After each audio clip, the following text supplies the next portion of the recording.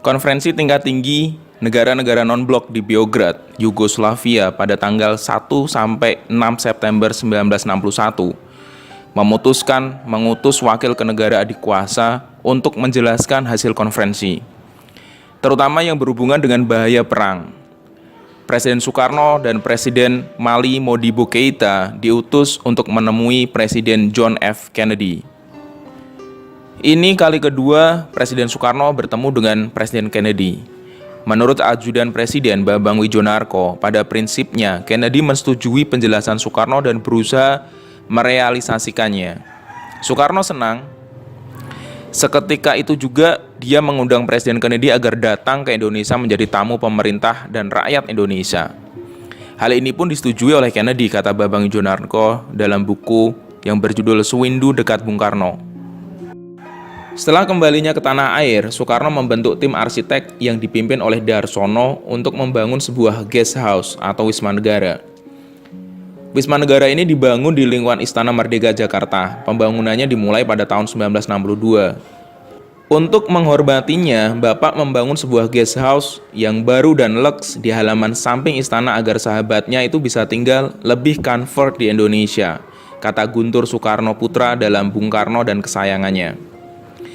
Bapak juga merencanakan untuk membawa keliling ke seluruh pelosok Indonesia yang dia ingin lihat dan ia ingin ketahui.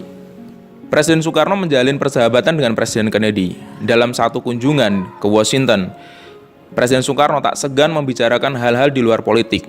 Dalam autobiografinya, Bung Karno, Penyambung Lidah Rakyat Indonesia, dia menceritakan perlakuan di media AS yang kerap menggambarkannya sebagai Don Juan.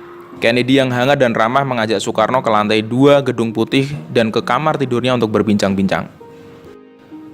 Menurut Presiden Soekarno, serangan semacam itu akan menimbulkan harmoni dan menimbulkan ketegangan hubungan AS dengan negara lain.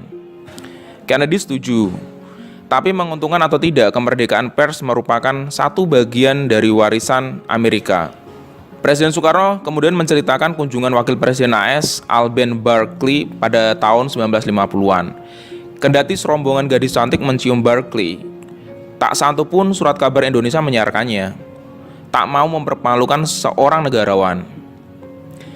Anda memang benar, tapi apa yang dapat kulakukan? Bahkan aku juga dikutuk di negeriku sendiri, kata Kennedy.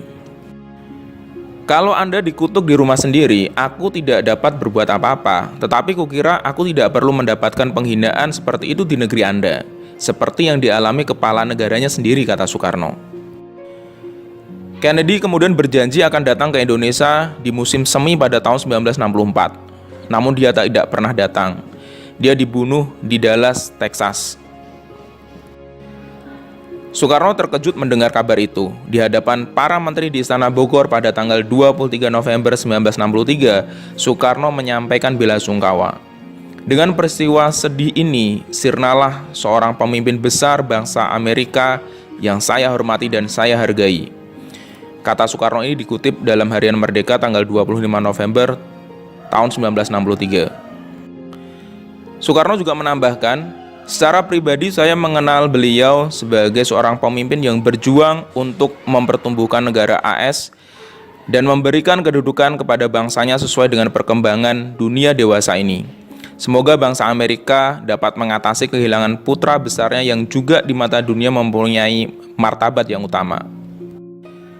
Sementara itu, Wisma Negara terus dibangun dan selesai pada tahun 1964. Tamu negara pertama yang menginap di Wisma itu adalah Pangeran Norodom Sihanouk, Kepala Negara Kamboja.